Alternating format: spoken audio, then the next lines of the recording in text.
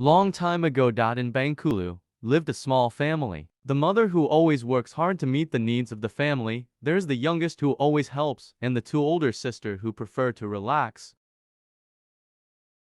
Once upon a time, this little family was struck by a disaster. The mother suffered from a serious illness. Said Thabib, the medicinal ingredients required magical coals from the top of the mountain. However, at the top of the mountain there is a snake guarding it. Because the time was short and the two sisters didn't want to be preyed on by snakes, the youngest made a firm decision to take the coal. The youngest went alone to the top of the mountain. Because he was tired, he rested and turned his body into a large log. Suddenly, he was startled by the noise and movement of the tree trunk he was leaning against. It turns out to be the body of Ndaung snake. Ndaung snake asked the youngest where he was going. The youngest explained that he wanted to take the embers to heal his mother. Even Ndaung snake wants to take the coal for the youngest. Ndaung snake entered the bottom of the crater. Before long, he came out with the embers on his tail. He then put forward a condition for the embers so that the youngest would marry him.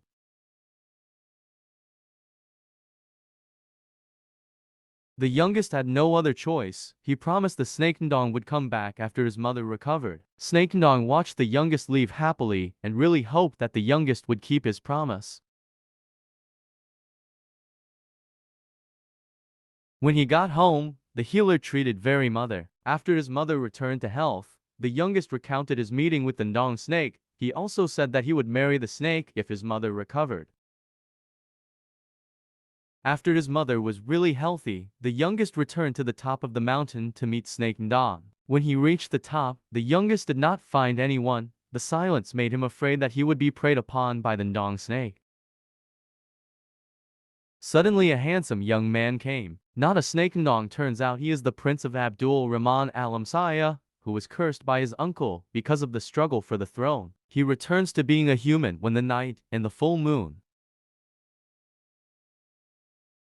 The two younger sisters were curious about the story. Did the youngest really marry a snake? So they went to the top of the mountain to see how the youngest was. The two younger brothers were shocked. Not a snake with the youngest, but a handsome young man. They thought the youngest was lying. Then they went to the snake cave Ndaung.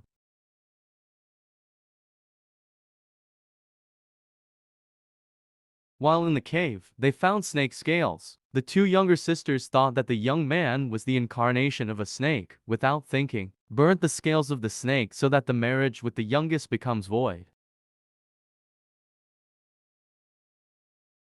On return, the prince was surprised because his snake skin had burned. The prince was even happy because the curse was gone. The two youngest brothers were disappointed because their efforts failed. Since the curse was gone, the prince returned to the palace. The prince married the youngest and took his mother with him to the palace. The two younger sisters did not want to come because they were too ashamed of his actions. Nasihat dari cerita ini adalah sifat terpuji akan mendapatkan balasan yang baik dan sifat tercela tidak akan mendapatkan kebaikan apapun.